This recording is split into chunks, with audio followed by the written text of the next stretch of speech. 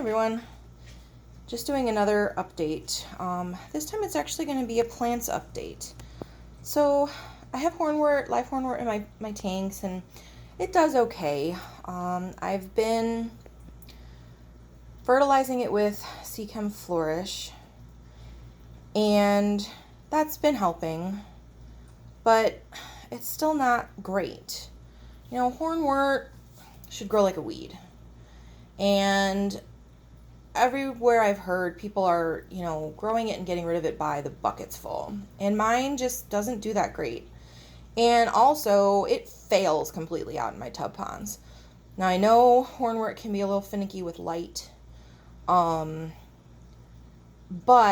I'm actually starting to think that my water is super, super deficient. Even though technically the GH is pretty darn high according to my test strips. I know they're not as accurate as the drop master test kit. I'm not getting it. Just too much work for me. And that sounds mean or rude, but I deal with chronic illness, and so as long as my test strips are fairly accurate, which I have confirmed that through getting my water tested at the fish store, and they use the master test kit, I'm gonna do what's a little simpler. So anyway, that's my opinion on that. The GH is pretty high, but I think it's just deficient, and I'm wondering if that played a part in my issues with having fry being born with bent spines, or developing bent spines pretty quickly after birth, like within 2 weeks. Like this most recent issue was like 2 weeks old, and bam, they pop up with bent spines. And so I did find one of my breeders of my swordtails. His top line was not straight. Between his pattern and his dorsal and the colors, it was like an optical illusion that it was straight. So I pulled him, got breeders in now that definitely have straight top lines. Ugh, sorry about the reflection. The light here today is really weird. We're actually having ash. We're not in any danger, but we're having ash from some of the forest fires off in the distance, and so it's foggy and cloudy and ashy. So the light is not great, so I'm sorry about that. But this tank is a little bit better. It doesn't have as much. But I bought some additional plants to grow, and I got some redroot floaters, and I did a diluted bleach dip with them according to some instructions I found online, and they did okay, and then they just kind of failed. And I had one little tiny plant left, and I was like, I gotta do something. So I originally set up a tub outside. I got the Sarah brand, and it's a plant substrate, and I put that in there, and that helped a little. And I was dosing twice a week with Seachem Flourish.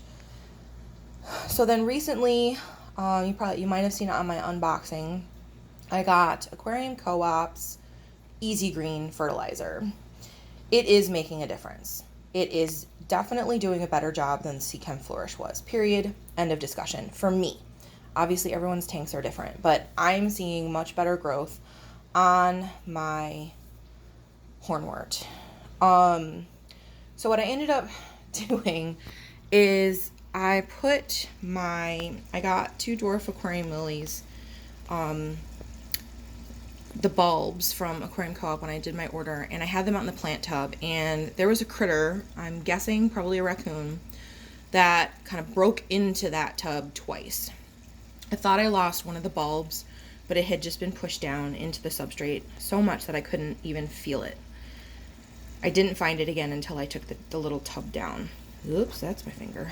And so I decided to bring these inside for safety, and so I put some of the Sarah brand plant substrate in this little deli container. I put the 2 dwarf aquarium lily bulbs in here, and the one is sprouting very nicely. The one I don't think is sprouting yet. I may have to get in touch with Aquarium Co-op, but I'm going to give it one more week and see what happens. I also dosed half or a full squirt of Easy Green, which is technically for 10 gallons, but at this point I was like, I don't care. So besides sprouting, the other thing that's happening is my red root floater is growing. So I've got that plant there, and I've got a little plant right there, and there was one more, but it might have sunk a little bit. But this is like my one little straggler that is surviving, and it is finally growing some more leaves. So I'm waiting to see how the other one will do, but I had it in the container with, sorry, the focus is going kind of crazy. I had it in the container with just the Seek and Flourish in the tubs, and that mostly died. And then I put it in the little plant tub outside with this substrate, and that did a little bit better with the Seek and Flourish. Now I've switched it over to the Easy Green, and I'm getting noticeably better growth. So the other thing that is really showing me that the Easy Green is doing a better job is this. As crazy as it sounds, I cannot keep duckweed alive, which is another thing that makes me think that my water sucks, because duckweed is like the herpes of fish keeping. Like, you get one little plant, one little dot of it in your tank, and it just takes over. And that does not happen. I cannot keep duckweed alive. Now, there's a lot of fish keepers that would be like, oh, I love it. But to me, that actually kind of tells me my water is just really deficient. Like, duckweed should be able to survive, and duckweed is not surviving. To me, the more I think about it, the more that I'm seeing that it's a problem. So this originally started with the two little dark green green bits. It was basically a half of a piece of duckweed that I managed to salvage. And I put it in here, and I was putting Seek and Flourish in here like way more than what this little deli cup, oh, sorry, well, whatever, it's not going to focus right, but what this little deli cup would need. And it was like barely hanging on. So then I put the Sarah substrate in here, just this little layer, and it started getting a little bit greener. So then I put, and that was with Seek and Flourish, because I was putting fertilizer in here. Then I switched over to the Aquarium Co-op Easy Green, and now it's budding and growing. And so that was the biggest difference, is the Aquarium Co-op Easy Green. Now the plant substrate, I'm sure, is making a difference as well. But I gotta say, I'm seeing a big difference with Easy Green. And so it is making me think, I'm gonna put this back. So I've got them on top of my tanks because there's the window right here. And there's actually a window right there. And so I put them in here so that they can be inside and away from marauding critters. So this is really making me think that my water sucks and is very deficient. And that makes me concerned for the fish that I'm breeding too, especially considering I've had problems with fry being born with bent spines, that it could be a strains issue because it's definitely more than one strain. But honestly, once you start getting multiple strains that are having an issue, it makes me think possibly water. Not 100% sure. I'd have to do all kinds of in-depth testing that's not actually like available like over the counter, for lack of a better word, to the average hobbyist. I'd have to, you know, try and find something that does water testing and have it analyzed for all the minerals and everything. Because with the GH testing, it just tells you basically how much calcium and magnesium combined are in the water. Well, you can be high in magnesium and low in calcium and still show a high GH, or you can be high in calcium and low in magnesium and still show a high GH. So it may not be as accurate as we think that it is. One moment. So the other thing that I did, so I'm like, I gotta deal with this. I gotta try something. So I thought about getting Seachem Equilibrium, but it's kind of expensive, and I don't know. It just didn't come across to me as the right tool for me right now, especially since I'm not sure if it's going to make a difference to kind of invest in a jar of it when it might not actually make a difference. So what I got is I got Wonder Shells.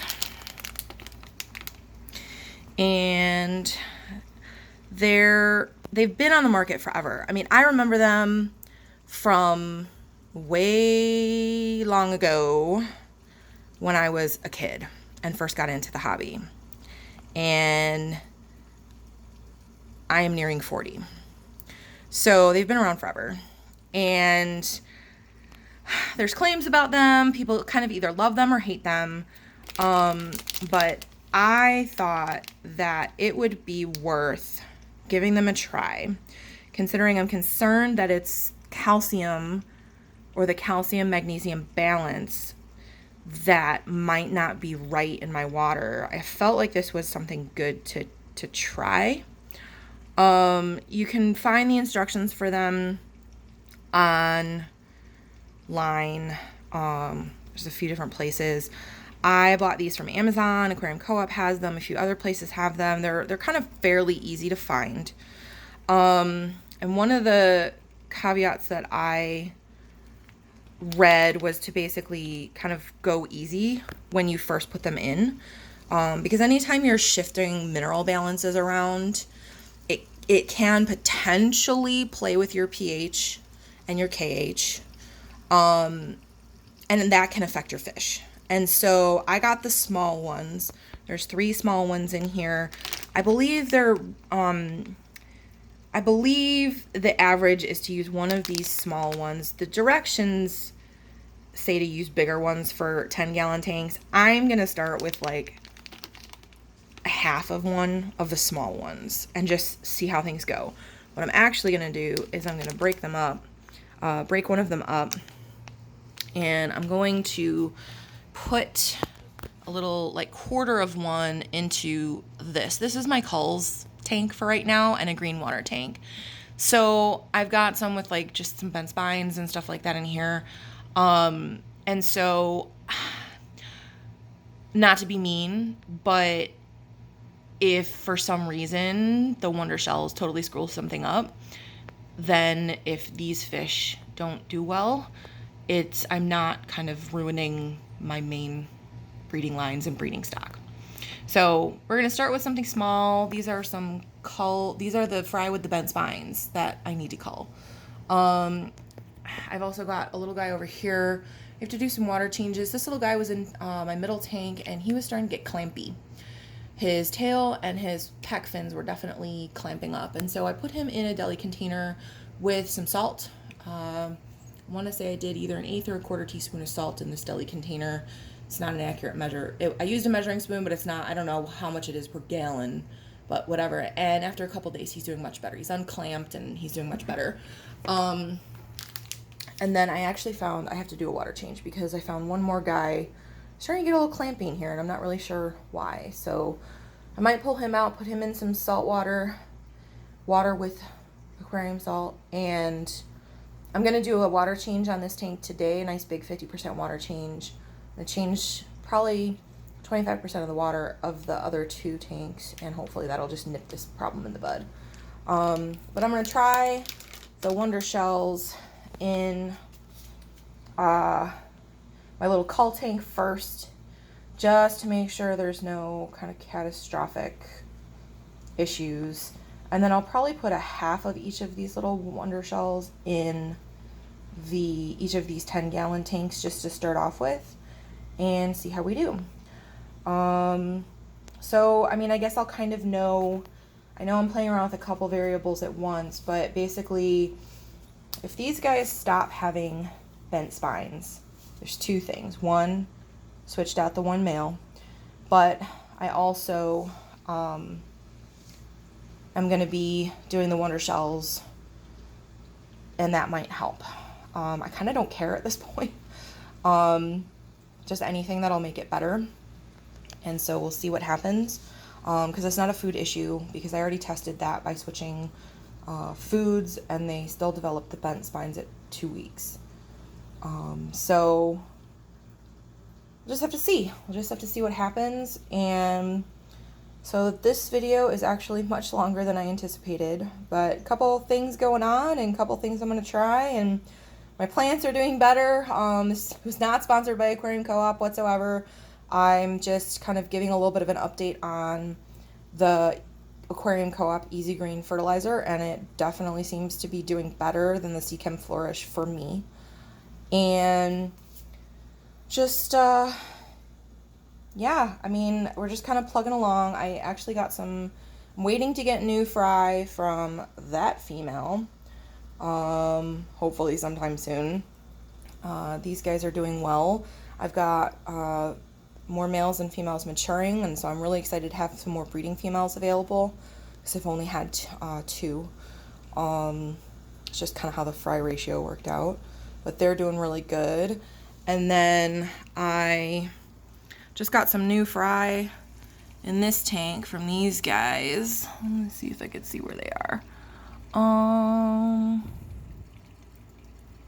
There is one little bitty one in the back corner there. Not sure if you can see it, but I noticed one of the females was skinnier, and these are some of the fry and juveniles growing out.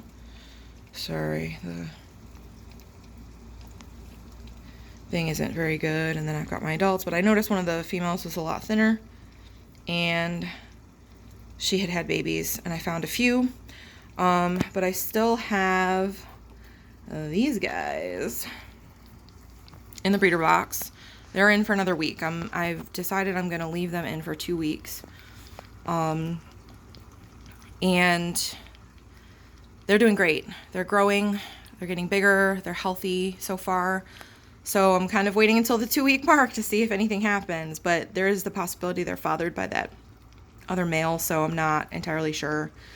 Kind of see what happens with them, but they're doing good. And then once they come out in about another week, then I'll wait for a female to get close to dropping and put her in here. And dropping in here seems to make a difference, because I'm only seeing a few small fry out here, whereas this batch was at least 15 on the 30th. And so I think just kind of the alternating, you know, just whatever female kind of looks the most pregnant and the closest to dropping gets put in the box until they drop. And I think that's going to start giving me some good batches of fry to work with. So anywho, now that I've babbled on long enough, thank you so much for watching, and I'll just keep updating you guys as I go along. Thanks.